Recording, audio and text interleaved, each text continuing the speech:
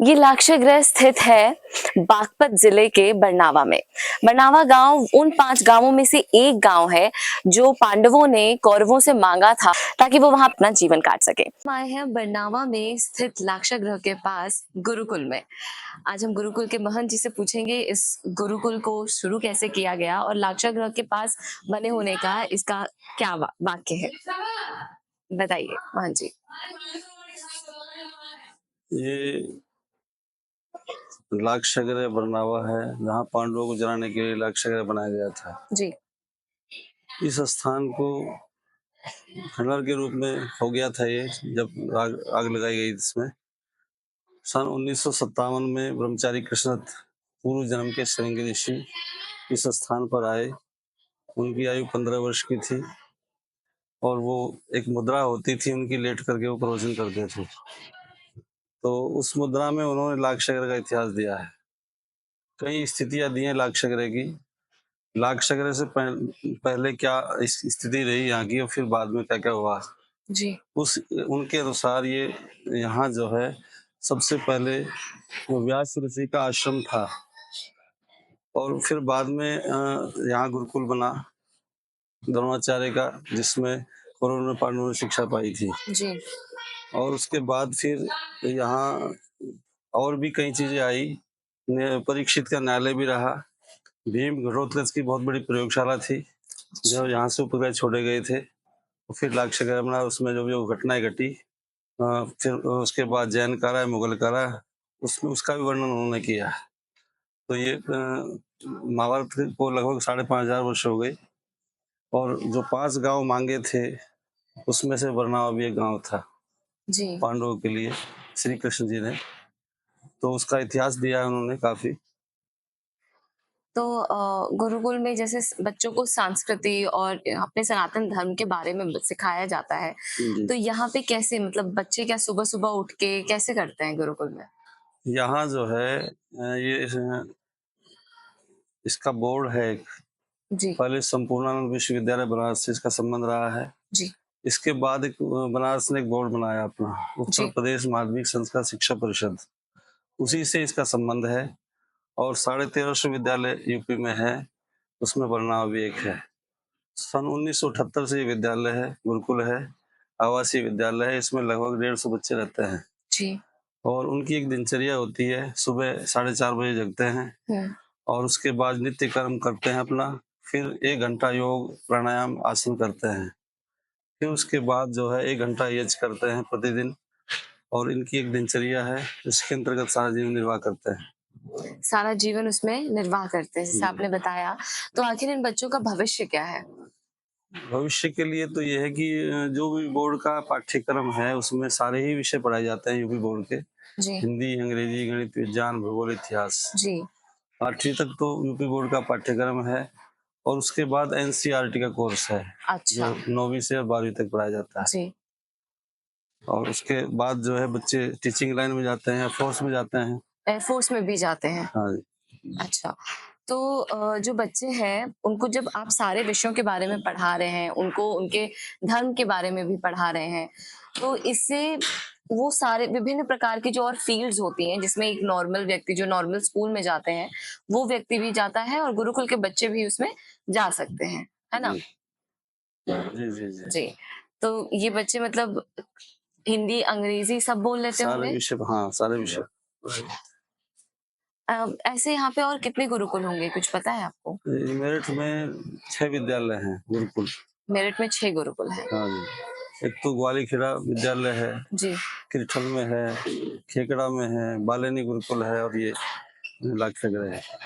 अच्छा। गुरुजी लाक्षागृह के बारे में कुछ बताइए। ऐतिहासिक तो हमें पता है थोड़ा बहुत, लेकिन एक जो अंदर की बात होती है कुछ ऐसा है जो हमें नहीं पता है, बहुत कम लोगों को पता हो जिसके बारे में, कुछ ऐसा हो तो बताइए। लाक्षागृह पांडवों को जलाने के लिए बनाया था जी। और उसमें जो ज्वलनशील पदार्थ थे वो सब लगाए गए थे। अच्छा। महात्मा विदुर की सहायता से पांडव निकले थे बच करके। जी। दुर्योधन शकुनी की चाल थी कि उनको षड्यंत्र के तहत मरवा दिया जाएगा। जी। तो यहाँ उनको आया था और वो लगभग जो है 1 वर्ष के करीब पांडव यहाँ रहे इसमें लाक्षागृह में। अच्छा। और 1 वर्ष के बाद जब वो आश्वस्त हो गई तो उसके बाद यहाँ आग लगाई गई, उसके माध्यम से वो बच करके निकल गई थी लाक्षागृह से, हाँ सुरंग के माध्यम से। जी। तो जैसा आपने बताया कि जो पांडव थे वो यहीं इसी गुरुकुल में पढ़ा करते थे, हाँ जी, हाँ है जी। ना? जी, और यहीं पे उन्होंने वो उनको पता था मतलब कि ये ज़मीन उपजाऊ है जी, और उन 5 मंदिरों में से सॉरी 5 गाँवों में से जी। जो उन्होंने माँगे थे, हाँ जी। उसमें से एक बरनावा भी था। जी, जी। बरनावा की लगभग 22 लाख की आबादी थी। 22 अभी लाख की आबादी। हाँ जी। और ये पूरा क्षेत्र 20 किलोमीटर वन ही वन था जी, और उसके बीच में ये लाक्षागृह बनाया गया था। व्याघ्रप्रस्थ इसका नाम था। यहाँ पे शेर, चीते, जंगली जीव रहते थे। जी, तो ये यहाँ 2 नदियों का संगम भी है। उसके बीच में स्थित है विद्यालय। लगभग 80 फीट की ऊँचाई इसकी है जी। और यहाँ ऐतिहासिक जगह है। इसके पास में भी पूरा महादेव है। बालिनी स्थान है कि जहाँ सीता रही थी। वाल्मीकि ऋषि का आश्रम था, वो भी इसी नदी किनारे पर है। अच्छा, तो नदी को जैसे पहले अभी तो हिंडन कहा जाता है, पहले हरी नंदी कहा जाता जी, था। जी, जी। तो उसका नाम हिंडन कैसे पड़ गया फिर? हिंडन हिडिंब नाम के एक राक्षस थे यहाँ। जी, जब यहाँ से पांडव निकले थे जी, तो भीम ने जो है हिडिंब नाम के राक्षस का वध किया था। जी। उसी के अंतर्गत ये सब चीजें चली आ रही है तब से ही।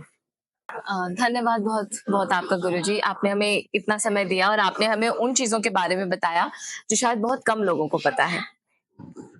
इसमें जो है जी, सबसे मेन चीज जो है इस स्थान की, जी, ब्रह्मचारी कृष्णदत्त पूर्व जन्म के श्रृंग ऋषि थे और वो शवासन में लेट करके बोलते थे। जी, उन्होंने इतिहास का शुद्धिकरण किया है उस मुद्रा में।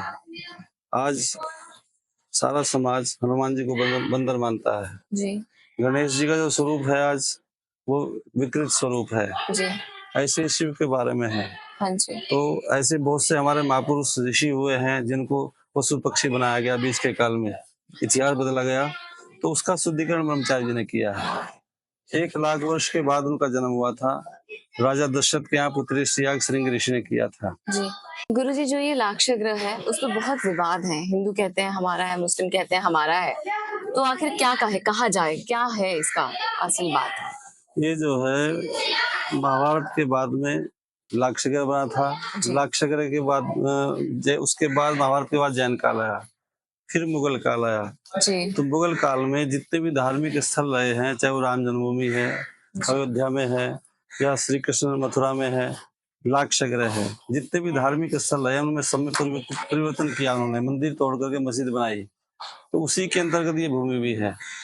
उस समय जो है इन्होंने यहाँ एक मंदिर होता था, उस मंदिर को तोड़ करके अपना चेंज किया, इसको बदला। अच्छा। तो वो मंदिर तोड़ के मुगलों ने अपने समय हाँ पे जी, कुछ और स्थापित कर दिया, जी, जिस जी, वजह जी, से आज ये विवाद है। जी। कोर्ट असल में में अभी फैसला आया है, उसको हमारे पक्ष में ही आ गया है वो। जी, सारा तथ्य हुआ है यहाँ, मतलब जो है पुरातत्व ने खुदाई भी की थी, उसमें वो सारे तथ्य निकल कर सामने आए हैं। अच्छा। गुरुजी एक एक आखिरी सवाल भी पूछना चाहूँगी मैं आपसे। जैसे कहते हैं कि अस्त्र और शस्त्र की जी, विद्या, जी। तो क्या गुरुकुल में अस्त्र और मतलब अस्त्रों के साथ-साथ अस्त्र तो पढ़ा ही रहे, शस्त्रों की भी विद्या दी हाँ, जाती है? वो भी सिखाया जाता है, वो सारी चीज़ें हैं। तो शस्त्र प्रशिक्षण में जो है जी। लाठी, भाला, तलवार, फरसा, मुगदर, वो सारी चीज़ें बच्चों को प्रशिक्षित की जाती हैं। मतलब गुरुकुल में बच्चे ओवरऑल अपना सनातन धर्म भी, कल्चर भी और साथ ही साथ बाकी सारी दुनिया की तरह जी। आगे का सब विषय भी पढ़ रहे हैं हाँ, वो और सारी अस्त्र-शस्त्र का ज्ञान भी ले रहे हैं। जी, जी। है उस जगह जो लाख का घर माना जाता है।